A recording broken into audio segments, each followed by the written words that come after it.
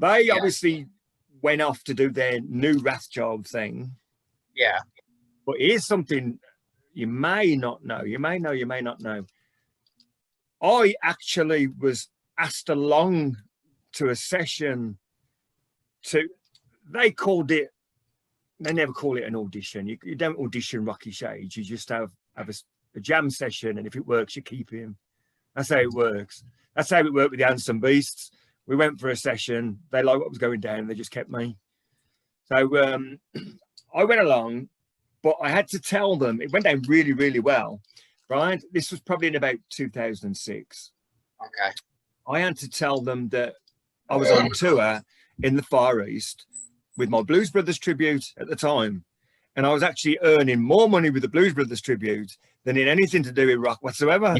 So I said to them, I'm quite happy to be, the Wrathchilds of old again with this new lineup. I say new lineup. I mean, it was our original old guitarist, Bill Hawkins, the Rock Fuhrer and Eddie. Now, I didn't realise at this point, because obviously the trademark hadn't started at this point, I didn't realise that the angst was already there between me and the Rock Fuhrer. And he didn't want me. He was pressurised into giving me an audition, hoping I'd fail miserably. Surely after all this time, he must sound like a complete twat. Or, he must be at least the size of a barrel. Sorry, dude. I look cooler than any of you at the time when I came down.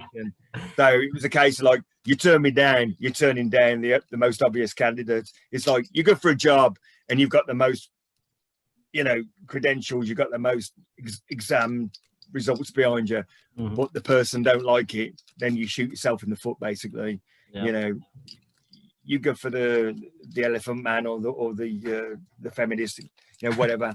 So I said to him, I cannot do this until I come back from the Far East. He seized on that. This was his, we're going to take Iraq moment. Yeah. And he basically said, well, we really can't wait around. Let's get another singer in. And that's when they approached that other singer who was from an unknown band, who's a friend of mine now, by the way. Yeah, I actually watched you two become friends, actually, and make up. Oh, yeah, because he recognises my worth. He says, I always was the main man in Wrathchild. I always will be. And I'm sorry for treading on your toes, sort of thing. And I'm like, don't worry about it, dude. It goes far, far deeper than you. You could have been anybody. You could have been anybody. And they just still accepted the end result. I mean, I did ask him, because I'm friends with him as well. Okay. I did ask him around that time. I don't know if it was in an interview when he joined the Gypsies there or not, but it was right around that time, I think. He said, glad you said that, because that would lead on to the next part of the question you previously asked before the last part of the previously asked question. But you finish first. He did mention that he just realized that the band couldn't come back without their original frontman, really. And it just came down to that. And it's when he parted company from the Gypsies, me and Iggy started putting together the bones of Wildside Riot. The original bones of Wildside Riot, although unnamed at this point, was going to be me, Iggy Pistolero, and Ace Fincham. Well, I know Ace a little bit too. Well, I know Ace from the old Tiger Tales days, but I also know that Ace is one of these sort of people that promises loads and just doesn't turn up for any of it. But I gave him the benefit of the doubt twice.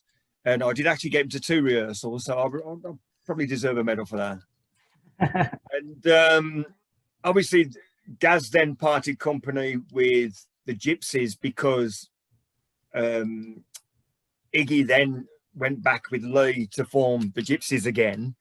Yeah. And I then took the reins of Wildside Riot and started adding pieces. And suddenly, it looked like I was going to get the Wrathchild name back, because by this point in time, we were told that even though they were told that 2 versus 1 is going to win hands down, by this stage in the game, they were told that although it's the two versus the one is stronger. He's the stronger trump card than your two. So it was the Biff and the ODS Saxon thing all over again. And that got them panicking. Yeah. That got them thinking we could lose this. But by this point in time, I wasn't thinking about Wrathchild. I thought, have it, you'll kill it anyway. You know, you take the name, you'll kill it so quick. I won't need to worry about anything. Yes, you've cost me a lot of money, but basically, you know, you bring it back, you kill it, you'll be known for killing it. The rest of your band will be known as the band that killed Wrathchild, not me, who carried that mantle for like 20 years. You know, it wasn't Rocky Shades killed Wrathchild after all. It's shock horror. You know, should have read the screenplay. That name's been dormant so long now too. So basically, I was given the choice. I could now own Wrathchild, or I could play it a bit shrewd and trademark Rocky Shades Wrathchild for future use. There was no thoughts about using it whatsoever at that point in time, but a bit shrewder than I look, guys. And I'm thinking, I'll put that on the back burner. Went off and did the Wildside Riot thing, and in my opinion, best band I've ever been in. The guys, all versions of Wildside Riot have been fantastic. The best guys. For my pleasure as well, there was also Rocky Shades fans. So they didn't become sycophants, but they became appreciative when I became appreciative, because I'm not a diva. Yeah, You know, I treat bands the way they should be treated. If they're good, they're good. Yeah. If treated me good. If they make a mistake, laugh it off. Yeah. Don't do if you do that again, I'm going to fine you a serious amount of pounds, or if you do that again, I'm going to replace you with you know, some muppet from some other band. Rock and roll. That's never supposed to be perfect. Exactly. So basically, I went with the Wildside Riot thing. Over the years, various members, through personal reasons, started deselecting themselves from the squad. When it came down to the crunch, Wildside Riot, or call it a day, my band threw me what I call a major curve ball. They said, why don't we just do the Wrathchild thing? Let's go out one last time and we'll bring those songs that you wanted to bring to the masses back again. No pretense. We're not going to pretend to be Wrathchild. You know, it's the main man plus Wildside Riot, but the songs are going to be good. The musicianship's going to be good. Yeah. And I thought about it. I thought, well, why not? What have you actually got to lose? You know, what have you got to lose? And that's where I am today.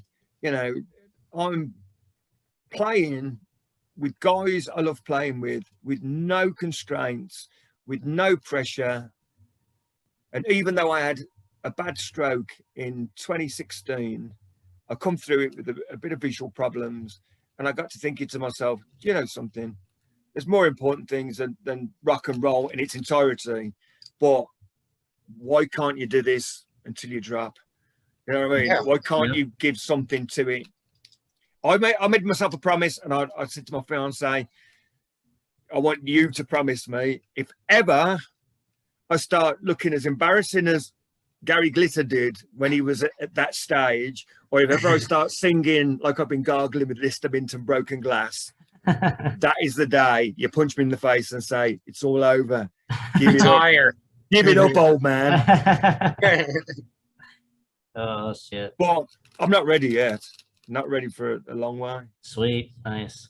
But I don't want to do, as you know, the gig scene's changed, the music business has changed.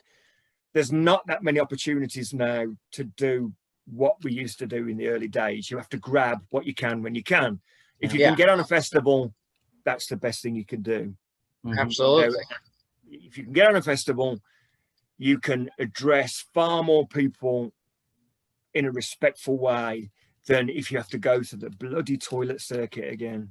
Yeah. You know, the biggest trouble we ever got into was doing the toilet circuit. If I was to write down everything that had happened to my band, you would be here till tomorrow morning. You know, and it was all stems from the toilet circuit and the fact that we've given 5 million% of a show every show. Mm-hmm. We've never undercut a show ever because we wouldn't know how. Yeah. We wouldn't know how. Although, here's a good one for you.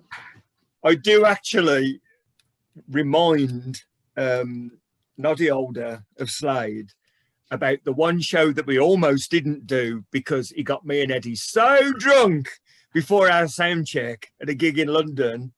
When we were finally woken up, I thought we'd done the gig, and I was all I was all set to just like pack away, and they said like, "No, dude, you're on, and you know, you're actually on stage like now." And Noddy thought it was marvelous. He thought it was fucking brilliant. And it's like, well, that'll teach you to take on the slide. Because boy, can them guys drink. You know, I mean, they are still doing like these sort of shows where it's a convention type thing, and they're still giving it. You know, they're older than me, and they're still giving it. And you have got to say, guys, I love you. I love you for it. Anything else? What are a couple of the craziest things that you've experienced being the lead singer in a rock band? Right. Personally or surroundings or both? Dealer's choice. Okay. Obviously, we all know my all-time favourite story, the being pulled over the barbed wire and nailing somebody to the floor. Krash doesn't know it. Does he not know? No, I haven't heard that one. I haven't heard that He's very new to you guys, thanks to me. Oh, dear. Yep. This is the story that stars tell the world over. Whenever my name's mentioned, this is the story. You know, and even my old friend Becky Bondage from Voice Squad once asked me how much of this story is true or how much is embellished. I goes, embellished? Don't embellish. We quieten down. This is it in its entirety, and I'm still friends with this guy. I'm still friends with this guy, although he's about 2.5 feet tall now. But this might be due to the fact of falling on him. But we're at a show, and everybody's really getting carried away, and I'm on the full stack heels, the full gear. I'm in that gear that you've got in the picture, which is why I sent you the picture, because it's very, very important. You have got to picture the weight of that gear, and you have got to think to yourself, what would happen if that was to fall off a stage and land on somebody? That's you never mind your mind's eye. You haven't got to be stupid to work this one out. So the guy reaches up and he grabs my hand, and I does the shaking hand thing, but as most people used to do, they try to steal my rings. So they try and hold on a little bit longer so they can see how many rings they can steal. And I'm not saying he was trying to steal my rings. I'm saying that's what they do. So yeah, I'm trying to get away, but by this point, I've completely unbalanced myself. I've gone straight over the barbed wire. Luckily, I missed the barbed wire. How cool's that? But, and I'm not sure whether it was the shoulder pad or the knee pad, literally lands on this guy and just nails him to the floor. Just straight through his hand. And I get up, so it obviously comes straight out of his hand. And he shows me his hand. And I remember saying, oh, stigmata. I don't think it went down very well with religious people, but there you go. And I didn't recognise this guy.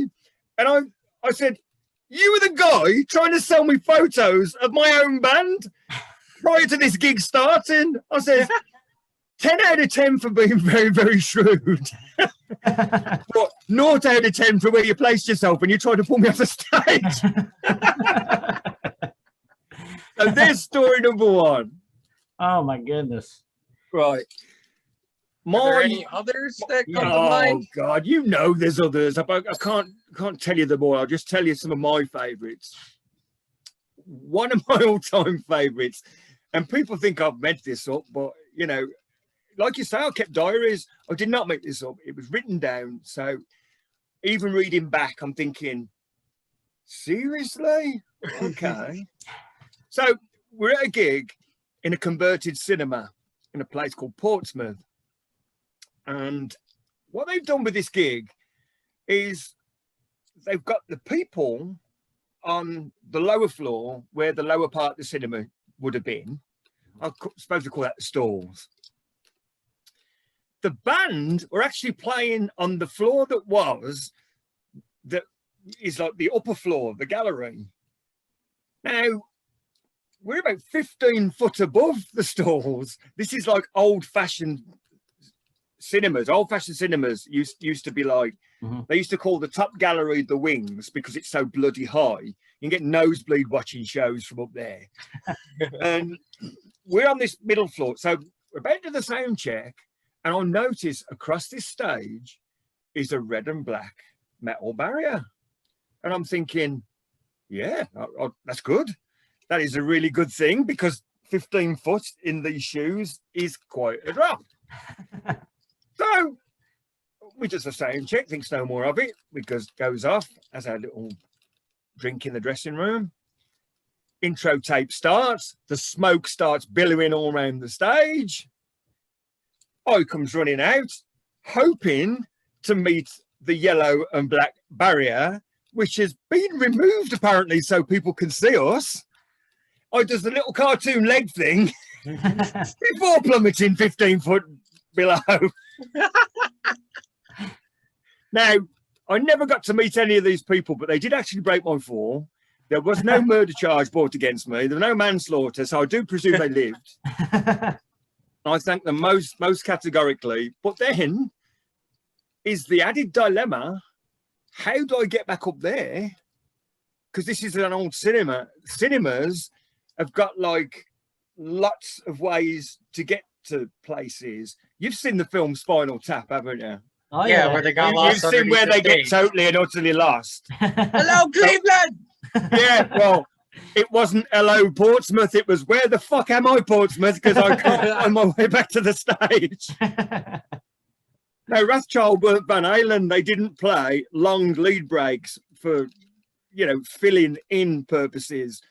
So basically, I think Eddie wore himself out just doing a bit of a drum build-up to get the crowd going. And I think by the time I did actually find my way back to the stage, the crowd had passed out with asphyxiation. They were exhausted. They just couldn't do no more. And I comes back and it's like, whoa, the fuck? Top that one. So yeah, I'd say that's two of my favourite stories. But one of my favourite stories that doesn't involve me playing, and which is why whenever either AC/DC play Long Way to the Top or a cover band play Long Way to the Top, it makes me smile. I was watching AC/DC at Birmingham Town Hall, and their gallery's not so high. Their gallery's probably only about 8-10 feet to the stalls. And I'm headbanging like a good one. It's a long way to the top. It's AC/DC's first gig over our city at the time. So all of a sudden, there's this bloke that goes straight over the top of headbanging a little bit too hard.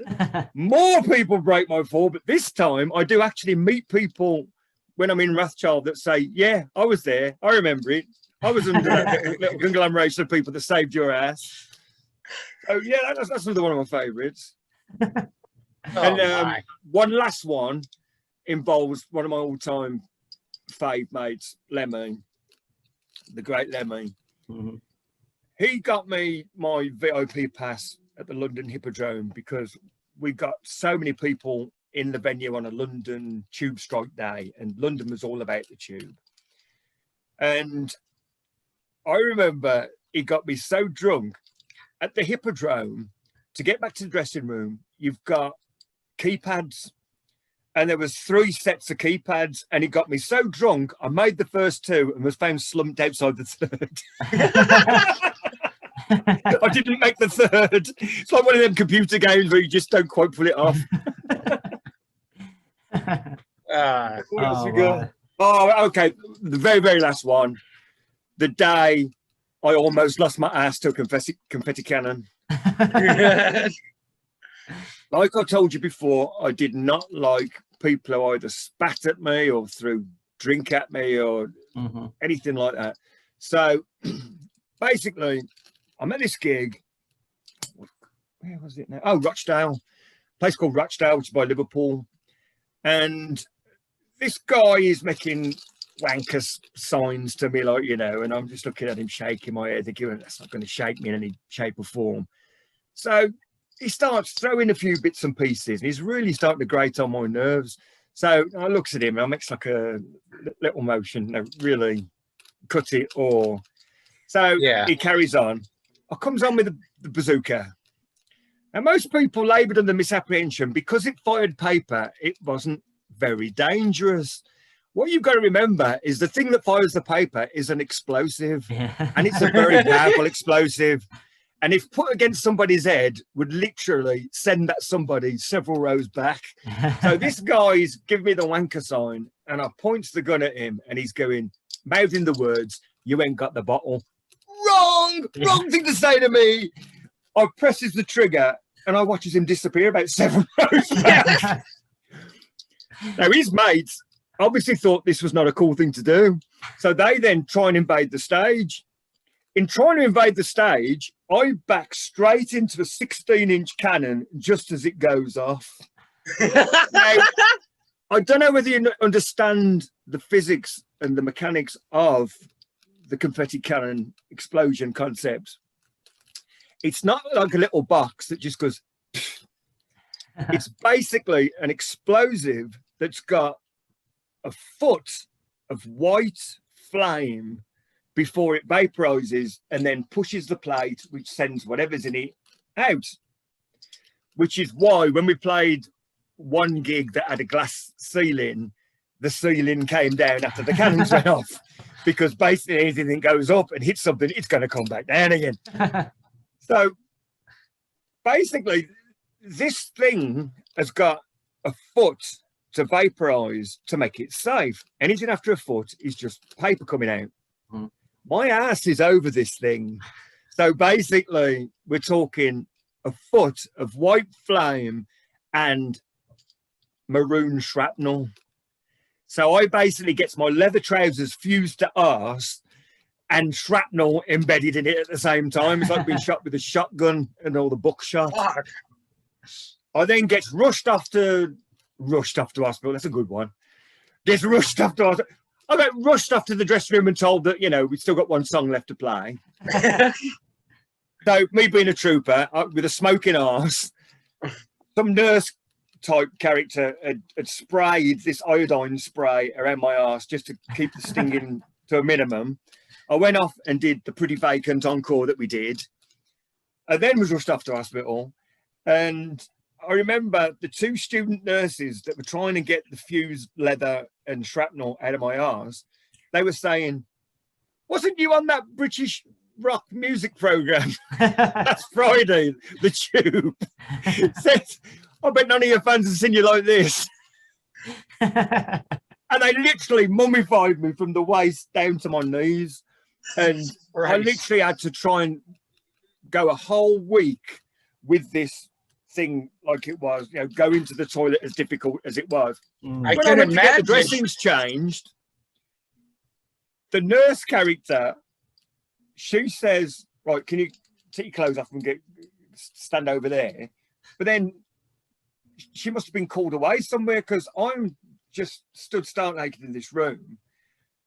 And all the cleaners start coming, all the female cleaners start coming in. I'm thinking, well, I don't look medical. I don't want having a look and a laugh. And all of a sudden, this young female doctor comes back in and says, oh, I'm terribly sorry. I've left you far too long. Shoes as clean as out. And she looks at this mummification and she says, oh, I think that they've had you at it here. You only needed a bit of lint on the one piece of shrapnel. He says, they saw you coming, mate. Man. So, yeah, that's probably about the extent of their injuries. I don't remember any other band members getting seriously injured. Not like that. I do remember Lance toying with explosives and guitar cabs and nearly blowing up an audience in Derby because we didn't know, we'd not practiced this thing, so we didn't know how it was going to go.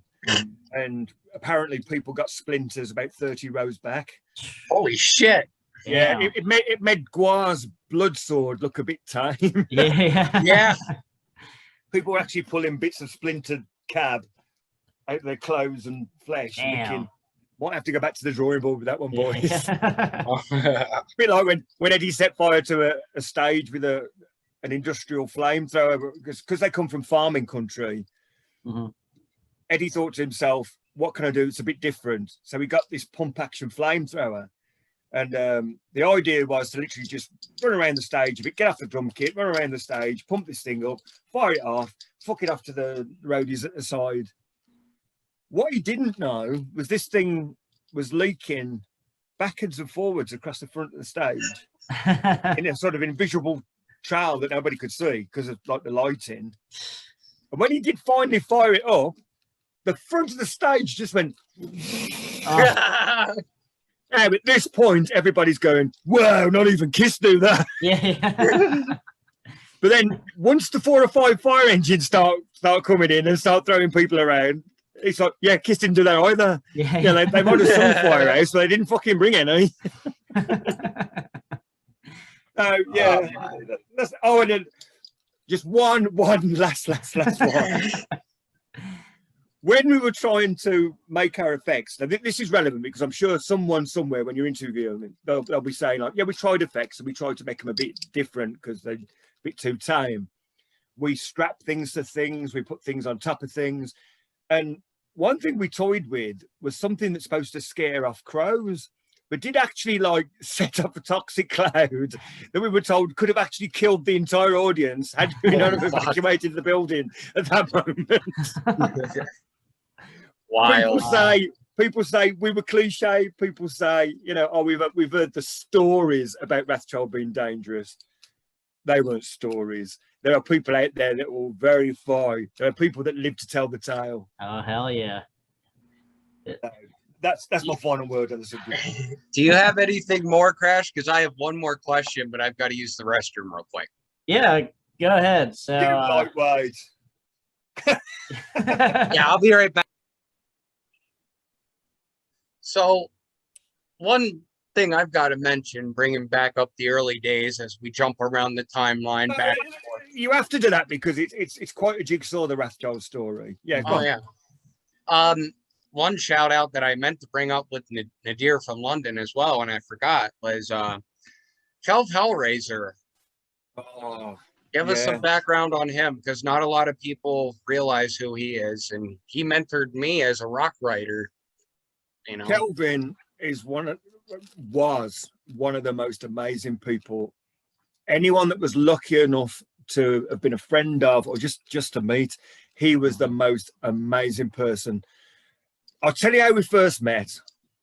It might drag on a bit, but it's essential because that man has done so much for the glam genre and the shock rock genre. He is legend with so much of my friends. Kelvin used to work in a record shop called Shades Records of all places, ironically, in London. And he used to follow Wrathchild in the early days. But because we knew he travelled up from London, we used to make him one of the boys. He wasn't a fan. I mean, he was, but you know what I mean? To us, he was one of the boys. He was a brother. Yeah. I mean, admittedly a bit younger than us, but he was a brother. So we treated him like a brother. And we'd take him on the road with us. We'd have him at rehearsals. We'd put him up at our houses. You know, he was special. What made this guy really, really special was even to the likes of us. Now, what people don't understand is there was no internet back in the 80s. People think, oh, well, you could have just Googled that, you know.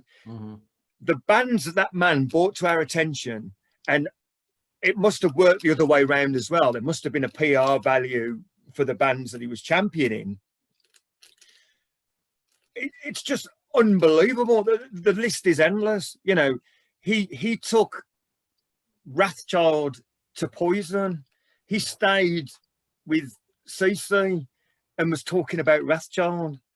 You know, he bought me my first Twisted Sister live tape and says, "You think you've got a gob on you? Listen to this, man." Yeah. I listened to D and it was like, oh my God, this man is phenomenal. And I was so lucky to meet him a few times. I won't have anything bad said about the sister. They are the ultimate rock band to me. They did everything.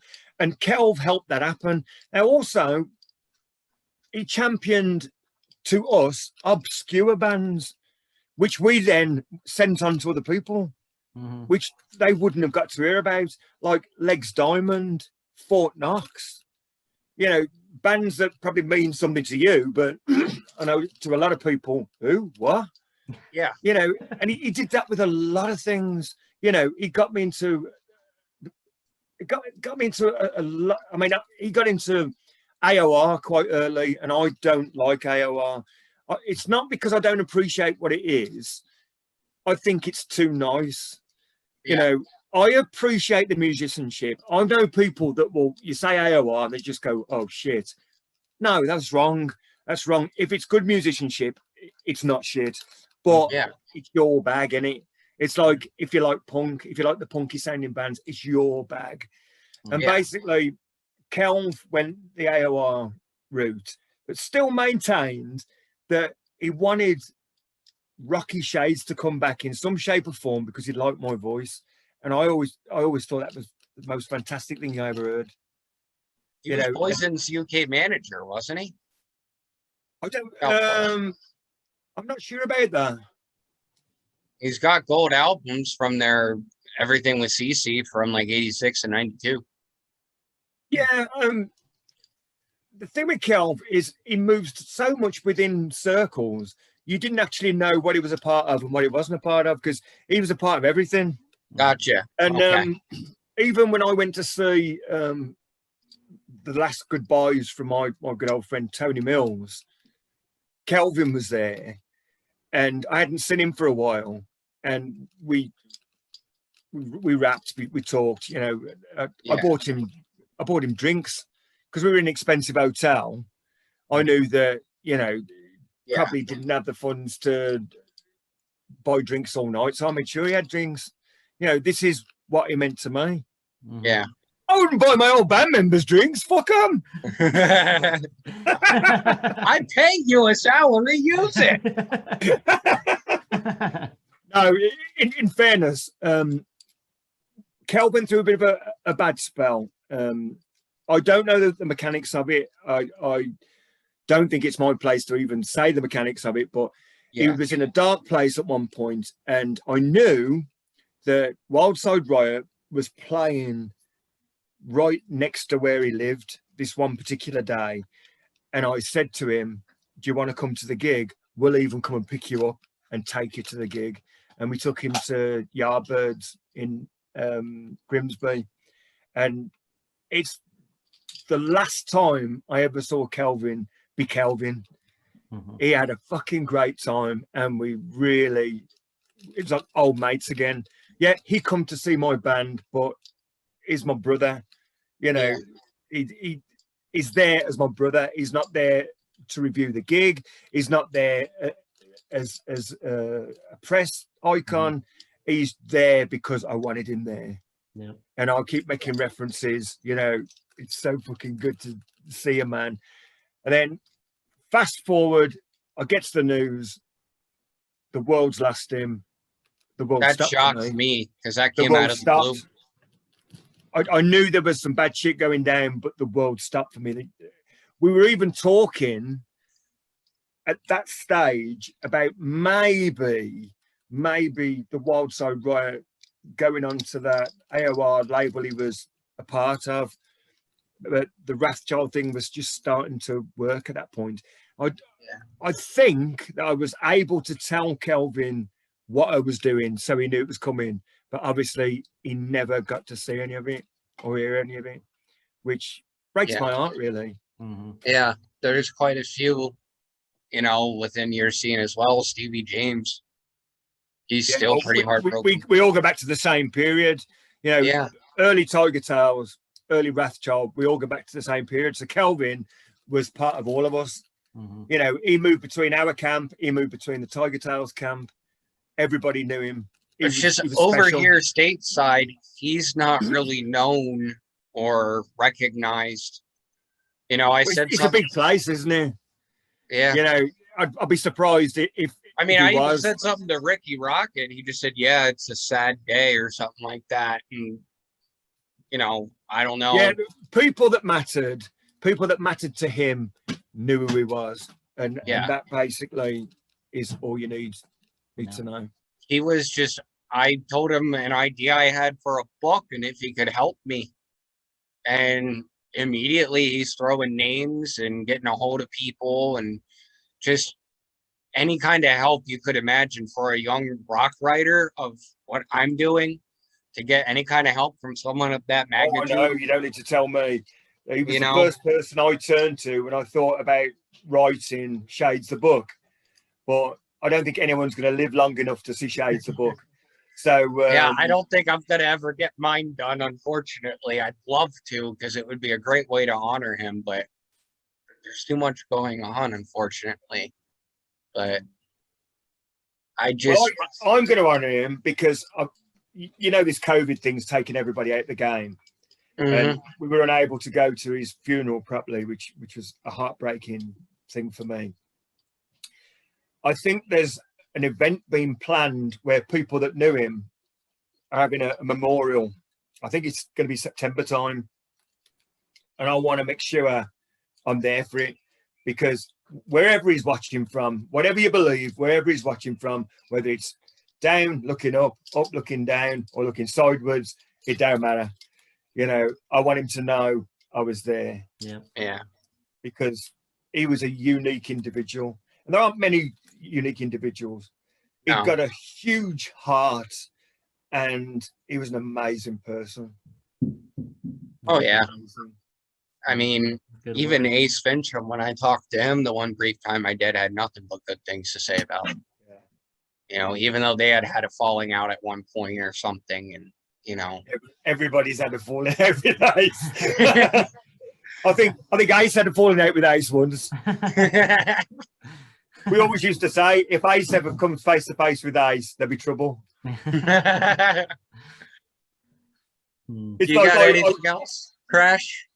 Yeah, I'm pretty. All my questions have been answered. What do you bloody think so? My dinner's getting bloody cold. So, do you want to finish off with your usual final question then? Yeah. What do you love about music after all this time? What I love about music is it stirs the emotion even today. You know, it doesn't matter what genre it is, it's got the ability to stir something, whether it's for good or bad. It doesn't matter. You know, there's not many things in life that can still stir people. And what I'm really proud of with rock is so many people say, oh, rock's dead, man. And then you'll go to a party, somebody's like party, and granny or uncle, whatever, will put a rock record on and everybody be up dancing. Yep, everybody goes nuts. If it's dead, where's that come from? Yep. You know, exactly. Nobody listens and says, oh God, not this. You know, they're up there with the best of them. So this is why rock will never die. Rock will die when the planet becomes just a ball of iron and starts blowing away into the universe. You like know, a balloon. Yeah. It's timeless. And because there's so many elements to it, and because so many young people find something to latch onto, it's always going to be there. Who's going to remember anything about the 90s? Who's going to remember anything about the noughties? You know, it's a throwaway music period. I love the 80s and I love the 70s and I love the 60s. Yep. No one's ever going to lose that. That's always going to get. And if ever your party's struggling, bang the old Motown on. Yes, Bang sir. Motown. You can't go wrong with Motown. Yeah. Oh no, man. Oh my goodness. Temptation is one of the best. Get a bit, one of the best get a bit of bands the ever. uptight. Everybody's all right, or a bit of superstition. Yep. Right. Exactly. Oh yeah. I agree totally with 100% with what you said there. So yeah. There's always going to be something that stirs and starts the stirring, and music is always going to do that. Yep. Perfect example. Yep. My kids love Kiss. There you go. Now, I've recently got my fiance into 70s Kiss because she only knew 80s Kiss, and she suddenly realizes how much better they were in the 70s, how much harder, how much more of a fresher idea it was. Yep. Yeah, it was more dangerous, definitely. Yeah. Yeah, no doubt about that. Yeah, definitely. But even I'm learning today about stuff because newer and newer stuff keeps coming to the fore. And I didn't realize that while Kiss were posing as rock stars in the early days, it was just an act. Mm-hmm. You know, they were struggling like everybody else, but they put on that facade. And that's exactly what Wrathchild did. Yep. We hadn't got a bloody penny. Our roadies earned more than we did because when the legal stuff kicked in, we made sure the only people that got paid were the roadies and the technicians. Yeah. Many times we've paid them before we received a penny, but the fans still saw that glitz and glam and thought, fucking hell, these guys are the doctor's bollocks, you know what I'm saying? Oh yeah. I mean, hell, 10 years ago when I first started, I got the Wrathchild tattoo. Hey!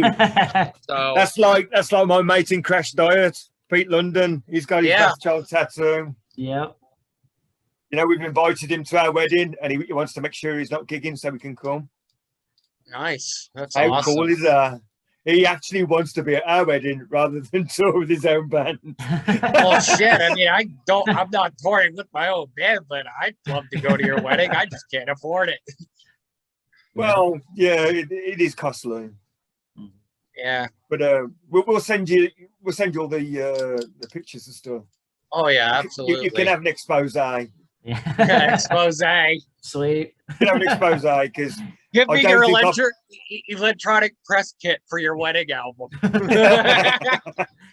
We'll have an expose because I don't think you'll be. We don't do ordinary. You gather that by now. We don't do ordinary, but I don't think you're expecting to see how we're going to look on our wedding day. Yep. All right. A bit like when Ed had his wedding day. He went for a very gothic theme. Now, that's something we didn't mention. Do I actually still talk to any of the members of Wrathchild? You missed that one. Oh, yeah, we did. I still talk and go around to see Ed. We still have, shooting the shit sessions. Although you still talk to Lance and Phil, too? Phil, I speak to if I come across. Lance is more aloof. The last time I bumped into Lance was at a Pretty Boy Floyd gig. Okay. So that was okay. But moving swiftly on. Well, speaking of Pretty Boy Floyd, I just want to throw that in there. How do you feel about them? Did you think for an early 90s band, they kind of late 80s, 89, 90, like, do you think they kind of captured something? I liked them. Okay. And we were supposed to support them. August, wasn't it? August of this year, and it's been put off for a year because of COVID. So we're still supporting them. Okay. But I liked them. I thought the Wrathchild influences were evident. I can definitely hear a lot of that on there. He told me listen to Stack Attack. He's like, there might be a Pretty Boy Floyd. I'm like, no, Pretty Boy Floyd reminds you of them. I've since ascertained though that Christy was the Wrathchild fan, and Stevie just went along with it. Yeah. Yep. Yes, definitely hear the influences on that Electric Boys. Yeah.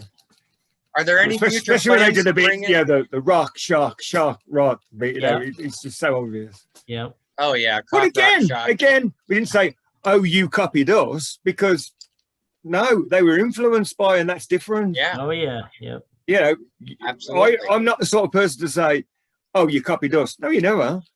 There's nothing in Wrathchild that does anything that you're doing. But Yeah, you'd be lying if you say you weren't influenced.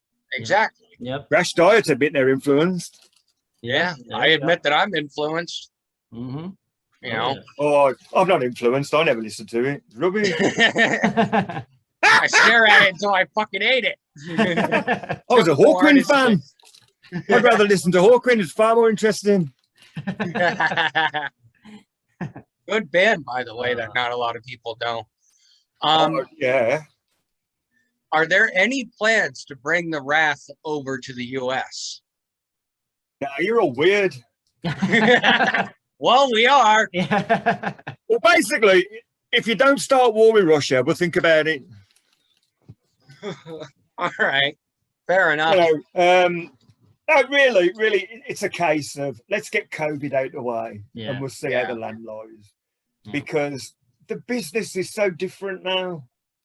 Oh, yeah. You know, we could have come over to the States if we hadn't got involved with that legal stuff, and we'd have been treated like some sort of icon.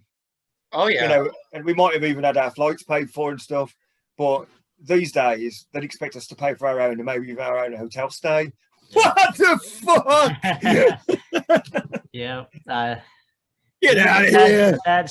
Sad state of affairs nowadays with how Yeah, musicians in the general music get treated. industry's fucked. I mean, let's admit it. The music industry's fucked itself up the arse well and true.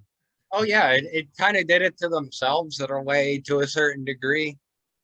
I mean, And technology's done it.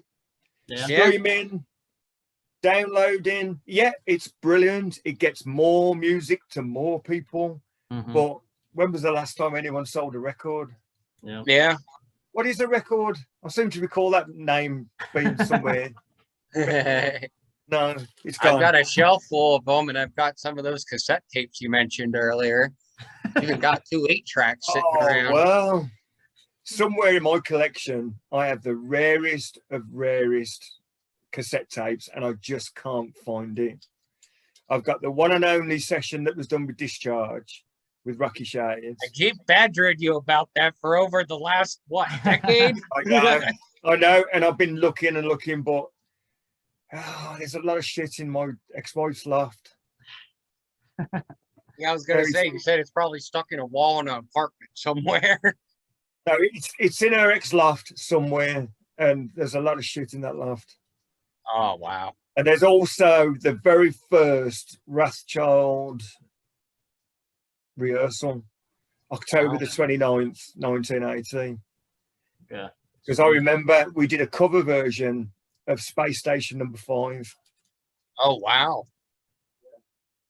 I was a big Montrose fan and a big Sammy Hagar fan when he was Sammy Hagar, but I'm not into Van Hagar.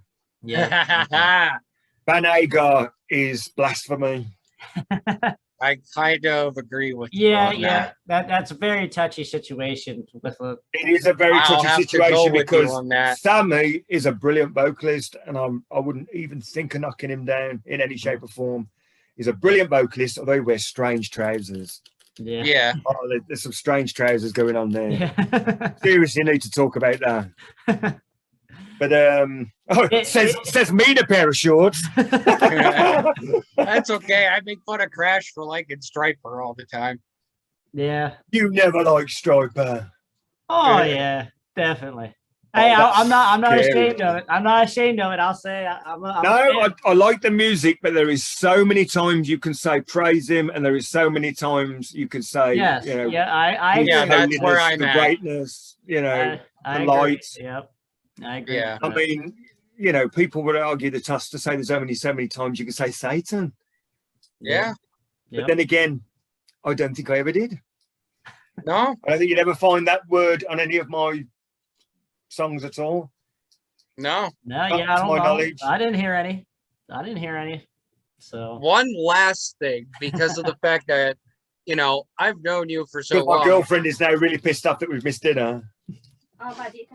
Oh, you've had your dinner. Oh, look, she's had her dinner. She's had her bloody dinner. I want your listeners to get her. That's the loyalty.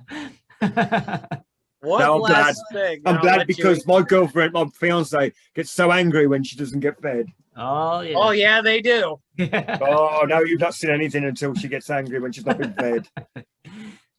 You know, if she'd have said, "Look, your interview is coming to an end. That is it. I want to eat now." I think I'd have got just gone. Yeah, okay, fair enough. Give a little background on the live London Camden '84 performance that was filmed for Krash. The whole background. Okay. Right. I'm going to have to take this jacket off and get up now. No. I'm bare-chested, but don't get overexcited. Oh. You can't see. I'm be like, hang on, look, see. Got me arse. They got me too up, man. Such a tease. Right, okay. The Live in London thing, people don't realise was a television programme. Live in London was a television programme where they went to Camden Palace, which eventually became Coco the nightclub, as opposed to Coco the Clown. And they film an hour's worth of performance. And then I don't know if it's the same night, whether it's done live or whether it's done, I know it's done after the event, because we've been shown 3 times now.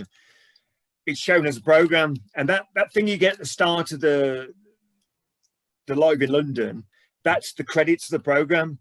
People used to say to me, "What's with that really badly filmed shit at the beginning?" Tell that to ITV. You know, these are supposed to be like the best of the best of the filmers. You know what I'm saying? Yeah, we had nothing to do with that credit thing. It was just a cameo of what goes on in London. You know, miners, muggings and stuff. And that particular night, I mean, a lot of people don't know the full story, so you've got a bit of a good near. That particular night, before it turned into the rock venue, they was having an under 16s. Was it under? Or was it? Yeah, I think it was a teenage Italian disco. Go figure. And we were supposed to be kept out the way of young people until it was time for the program to start. But somewhere along the lines, I think the two crowds merged. So there is not live footage, but I'm sure someone somewhere took footage of Wrathchild dancing around handbags with female teenage Italians, which could be quite considered risky now, but yeah, back then it was quite safe. So when the program starts, we're supposed to then just do a scaled down version of our show that we've been talked through beforehand to make it safe-ish. So when you watch Live in London, you don't see any of the danger that was Wrathchild. It wasn't allowed. There's no flames.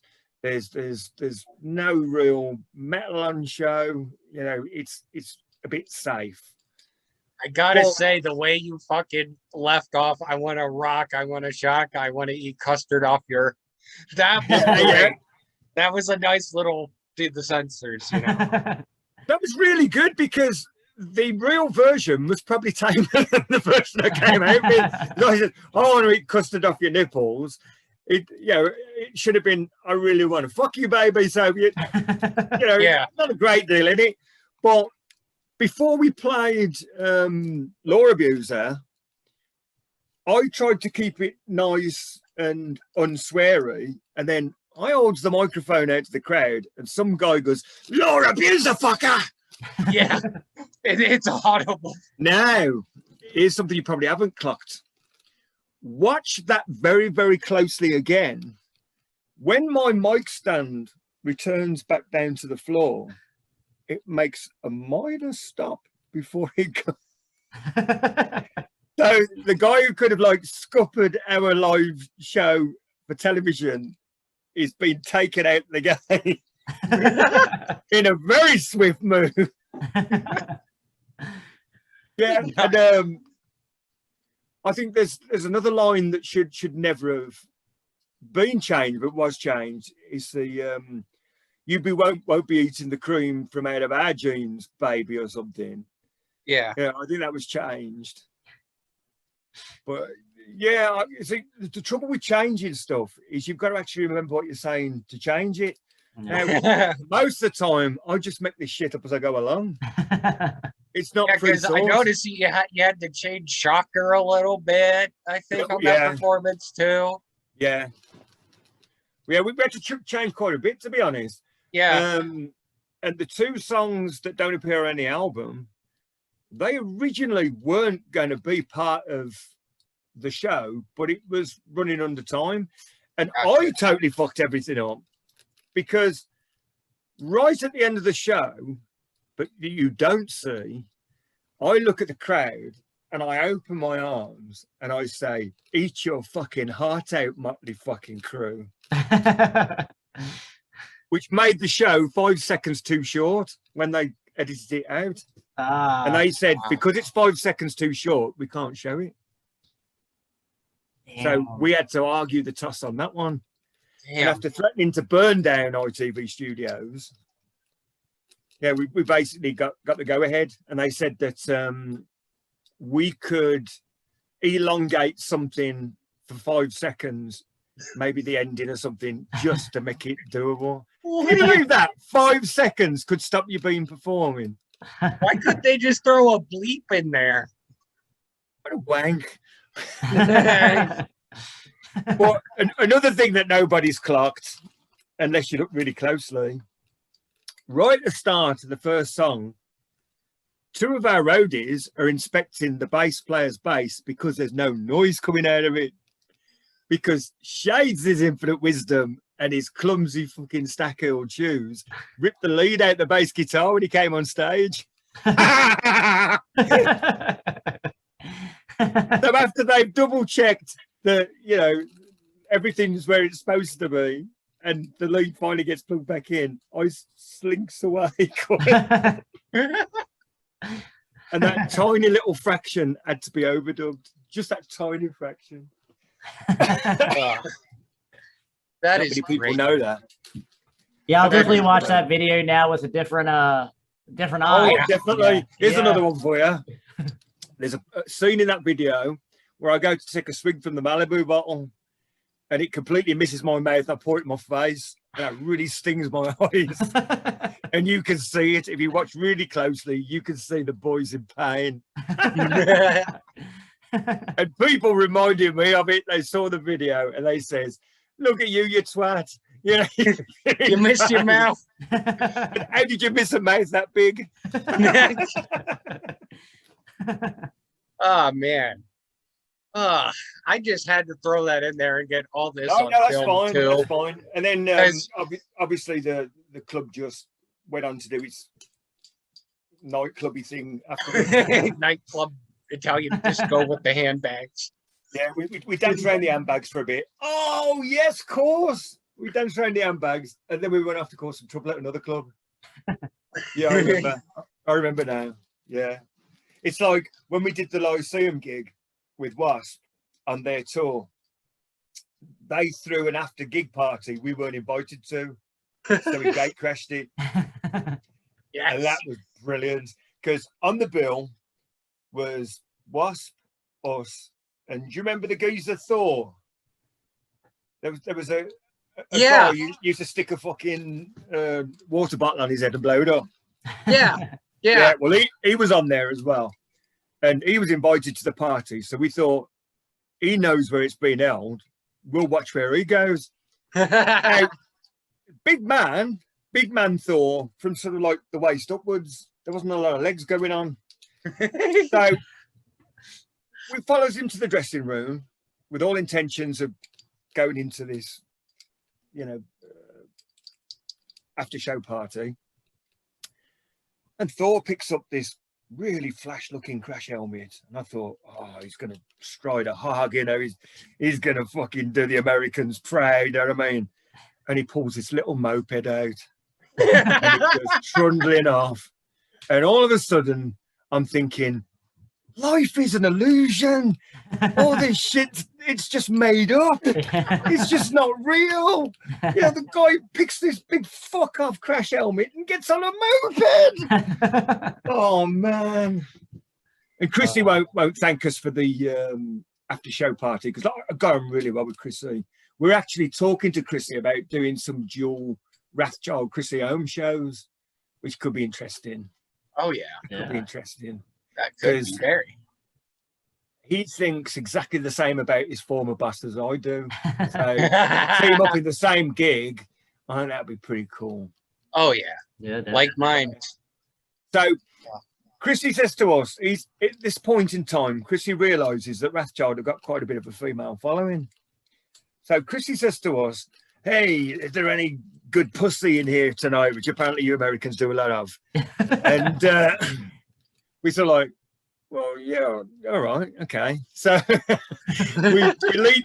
we lead into this corner. Now, beforehand, I always find out who the no-go areas are. They're the people to avoid in conversation. They're the people to avoid if they're too more intelligent than you are. Yeah. So I knew for a fact there was a girl working behind the bar that would literally not appreciate being talked to like a piece of meat. So I basically point at this girl and says, she drops them for sure. And all of a sudden, from the bar, we hear this. And Chrissy comes over afterwards and he says, hell, you motherfucker, just sent me up there. And we're like, oh, she's all right with us, you know. So even I'm thinking we were the dog's bollocks when it comes to sex, and they was on the bar. It was all an illusion, man, all an illusion. So, Chrissy, I hold my hands up if you're watching this. You know, you were set up, and you know, we're not the studs that we profess to be. Although the best thing that happened that night, I'll tell you about the worst thing that happened that night, but the best thing that happened that night, I'm not sure whether you're big on British comedy over there. Do you know Rick Mayall? The guy who... I do not know that one, no. Yeah, Rick Mayall, he did Blackadder, he did The Young Ones. Oh, okay. I know The Young Ones. Do you know the character Rick in The Young Ones? See the one with the orange hair? People's Poet. The People's Poet he is. Oh, yeah. Okay. That's Rick Mayall. Rick Mayall is a really, really funny guy. And he was at that gig. And he had me in hysterics. He had me in hysterics by his facial expressions. He didn't have to say a word. He just knew what faces to pull at what time. And I just folded. And when that man, he wrote an autobiography called Bigger Than Hitler, Better Than Christ. Find that book. It's not hard to find. Bigger Than Hitler, Better Than Christ. I swear to you. And any film footage you can find of Rick Mayall, he's the man. He's the funniest man you will ever see in your life. He makes Monty Python look ordinary. Oh God, that's a feat. And I'm a Python-esque. You know, I've been to the places where Python's been. Well, I've been to some of the places that Python filmed the things at. Oh, so wow. I'm a Python through and through. So where's the Ministry of Silly Walks at, really, then? That's just a piece of London, that is. The pieces that look like they're done outside of Whitehall are done just outside of Whitehall. anything that looks like it's done in the suburbs, like Esher, Surbiton, are actually done on the streets of Esher and Surbiton. They're the same places that, I don't know whether you heard of that other thing called The Good Life that had Penelope, no, what's her name? Felicity Kendall and Richard Bryars. They filmed that in the same area that Monty Python filmed their stuff. And that's exactly how it is. How it is in that program is how it is. It's like suburbia, but not like your suburbia. You know, we don't have people throw newspapers at our gates. You know, they actually don't post them or they get a punch in the face.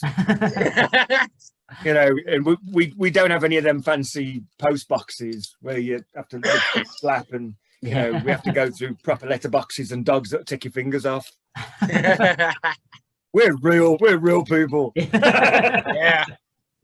But no, the worst thing that night was there was a member of Kerrang there, and he was there with his wife, and she wanders over to me because I'm in the full stacks, and she says, "How can you walk in them?" Now, me being me, I says, "Walk? I can do anything in these." And I did this impromptu high kick, but misjudged the distance, kicked her in the chest, and sent her flying across the table. Needless to say, I didn't get any good reviews for months after that. They were not forgiving. They were not very forgiving at all. Although he did actually spring to his wife's side, as if to say, I'll sort him for you. And I remember holding my hand up and saying, "No, really, don't. You know, I don't want to hurt you. Don't. Just go away. You know, I'll give you this one warning. Walk away. Don't make me accidentally fall off the stage tonight." Yeah. Yeah. Accidentally. Oh, I'm loving the mug. Look at the mug. Kiss mug. Yes, it is. Double platinum. I've got a woolen hat like that.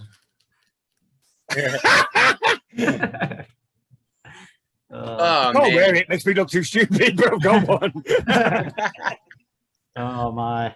So I guess you've run out of questions. That's it. Go on. Yeah, I guess that's pretty much. We had a. Was it worth the wait? Yeah. Was it worth the wait? Absolutely. Definitely. I mean, I've known you for a long time, so a lot of these stories I'm trying to get to have you say out of your mouth rather than reading it, you know, like we used to do. And Krash here is completely green on you guys. Well, that's good. That's good because you know, so you know what things to teach him about. Yeah, exactly. And I mean, he's an old school glamour, and it's funny because he came out of nowhere to do this show, and I'm like, I'm gonna get Rocky Shades on here because he'd have a good time. Definitely. Did he believe you? Did he actually believe you get me? Or do you think you were making it up? I know Thunders has some connections, man. He has some connections, so all good. I love the name of the show. Krash and Thunders. That's brilliant. Thank you. Yeah, Krash and Thunders. That is brilliant. That is so cool. Thank you. It was a band name at one time. Yeah, the guy I was trying to form a band with back around 2013. Oh, very, right. Okay. Yeah, very in the infancy. You got the name, and that was you have to be careful with that though, because you've got members that are known for being Krash, and you've also got dead people that are called Thunders. Yeah, I know. I've always given Johnny Thunders his due. It's a complete homage. It's not trying to act like No, I'm not accusing you of doing otherwise. I thought the guy was well cool before his time. Well, Yep. See, yet again, I did a rant on how the New York Dolls are so disparaged not that long ago, and there's yet another influence. Yeah. Oh, yeah. But we got into the New York Dolls after we'd done what we'd done. Like a lot of bands of our, it's horrible to say, UK haven't really got many bands like us. Because the Tails tried to be the UK Poison. That was just obvious. Yeah. But Wrathchild didn't try to be the UK anything. And unfortunately, people say, "Oh, you were the UK Wasp or you UK Motley Crue," and I say, I shoot down people who say that because I'm like, they did all this we shit predate before. them. If you predate someone, you can't possibly be versions of them. Yeah, exactly. And we definitely predate them. Whereas the Tails don't predate Poison. The Tails knew exactly what they were doing. Mm-hmm. When they did that first album. What's that first album called with all the pretty faces on? Young and Crazy. Yeah, when they did that was just Poison, wasn't it? Really, but the album cover reminded me of Doc and Under Lock and Key. Just less good looking and not as tall. Oh shit! I don't believe it has been an absolute honor, man. I'll let you get to your dinner, man. Yeah, man. Thank you very much for coming on the show. And thanks, guys. It's been really good. Giving us your experiences. I'll tell you what I will thank you for. tonight is the first night in a few days we haven't actually had any football on the telly. Oh, okay. Yeah, okay. That's a good night off then, right? No, that's our football, not Yeah, the football. soccer. Yeah. Gotcha. Yep. You've got a weird version of football.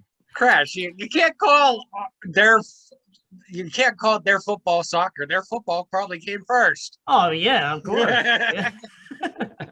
We invented soccer. You only put the word soccer on it because your football was like football.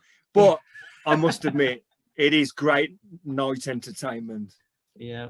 I went for years and years and years having the Super Bowl as a party night. In the UK, and in the US, for people who don't like sports, they'll just go to get drunk and eat free food. Exactly. And you can then spend the next week or so trying to explain what the plays actually are, what they were doing, what the hell's all those lines about. Because it wasn't until I actually bought my first American football board game, I suddenly realized it's not as simple as it looks. Yeah. Mind you, I thought our rugby was simple, but it's not. Yes, exactly. So, anyway, it's been a real pleasure, guys. Yeah, absolutely. Thank you Come very back much anytime, for coming on, Rocky.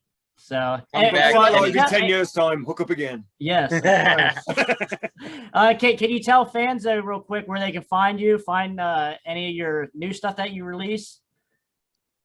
When we release it, it'll all be on YouTube, and we'll probably do the more modern things like Spotify and the what?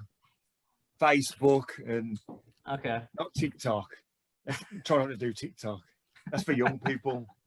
Yeah, that's what I keep telling my family. Yeah, like my kids watch that shit. I guarantee when stuff is done of ours, it'll come out whether we want it to or not, because our last rehearsal came out and we didn't even know anyone was there. Yeah. Our last rehearsal came out as live footage, and I'm like, did you see anyone there other than us? And we were playing. We couldn't have been holding the camera. Yeah. Wow, what the fuck? Yeah, exactly. So Big Brother and Napster working together. Yeah. Be phone tapping next. How well did you know Princess Di? That sort of thing. Yeah, there you go. Yeah. Let's leak this home recording. All right, man. So, guys, if you Take like it what easy. we're doing here on Krash, God bless you all. May you carry on rocking forever. Yes. Yes, you too, man. Rocky. Have a good one. Me off because I haven't got a clue how this works. All right, guys. So if you guys like what we're doing here on Krash and Thunders, having artist interviews like right here, Rocky Shades from Wrathchild, click the like button, click the subscribe button, leave a comment for Rocky. I'm sure he'll come around here, check out who's all coming by, to see him after, all this time. So definitely. I love you all. So definitely, guys, we will, for me, I am Krash and my host. Thunders. There you go. And we will see you guys next time.